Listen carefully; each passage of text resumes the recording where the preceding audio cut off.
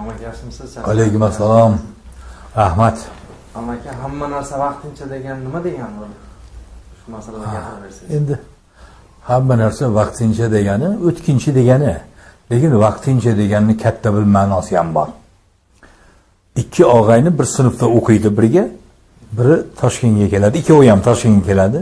Ikkovi ham yaxshi a'lo bahoga o'qiydi, bitkazadi. Biri shu yerda qolaman dedi. Yo'q dedi, yur endi qishloqqa ketmaymizmi? Yo'q dedi. Sen ham qol shu yerda.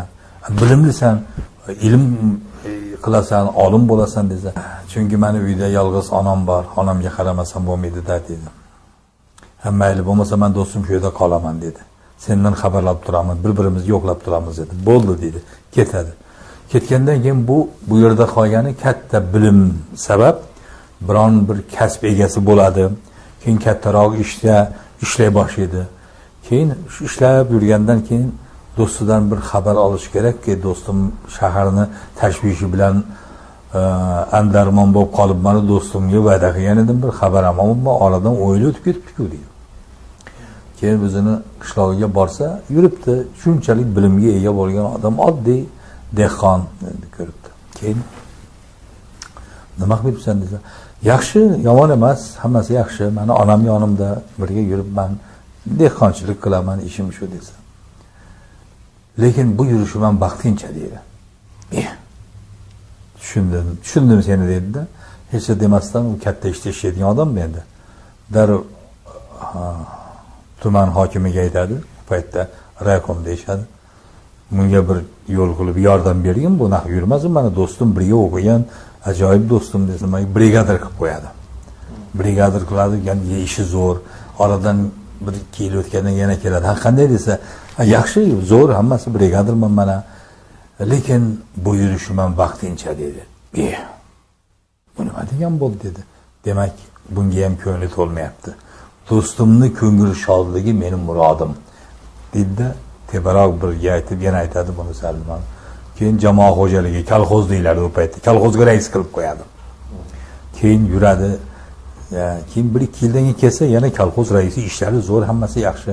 Qanday endi desa, yaxshi, yomon emas, lekin shu yurishim ham vaqtincha yo'q deydi. Demak, bunga ham qoniqmayapti, ko'ngli to'lmadi. Buni kattaroq bir vazifani gaplashmasam bo'lmaydi deb, viloyat hokimligidan bunga aytadi, bir tumanga hokim qiladi. Tumanga hokim bo'lib endi ana hamma narsa zo'r bo'ldi. Men ham xotirjam bo'ldim deb ketadi.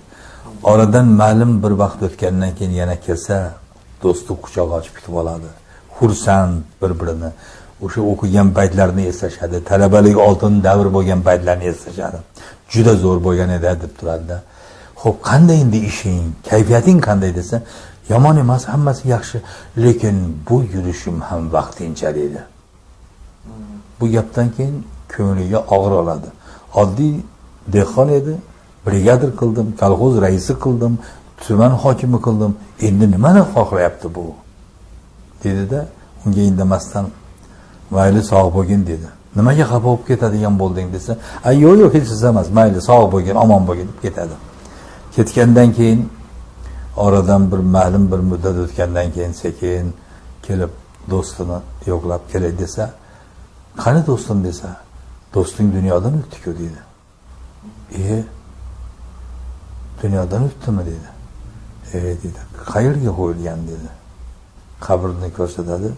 Qabriniga borib turib, Qur'on tilovat qilgandan keyin qabrini yonida o'tirib turib, bitta bunda yozuvga qarasa, bir yozuv turibdi. Bu yotishim ham vaqtincha deb yozilgan bo'ladi. Shu joyidami? Nima bo'lgan buni? Bu yotishim ham vaqtincha debdi-ku bu dedi. Nima degani bu dedi. Hech narsani o'ylamaydi, bosh qotib ketadi. Oradan endi 10 yillar o'tgandan keyin o'zini qishlog'iga bir aylanib keladi, qanday bo'lmasin deb. Qani do'stimni bir qabrini yana ziyorat qilay desa, qabristonda joy yo'q. Qabriston tekislab tashalgan, ekib yuborilgan. Bu qanday qilib buni ko'rdi? Bu yotishim ham vaqtincha deganda endi ma'nosini bildim. Demak, bu dunyoda hamma narsa o'tkinchi, vaqtincha, boqiylik narigi dunyoga xos deb butun umr bo'yi menga dars o'tgan ekan, men do'stimni qadriga, hikmatlariga aqlim yetmabdi deb javob bergan ekan. Rahmat. Sog' bo'ling. Sog' bo'ling.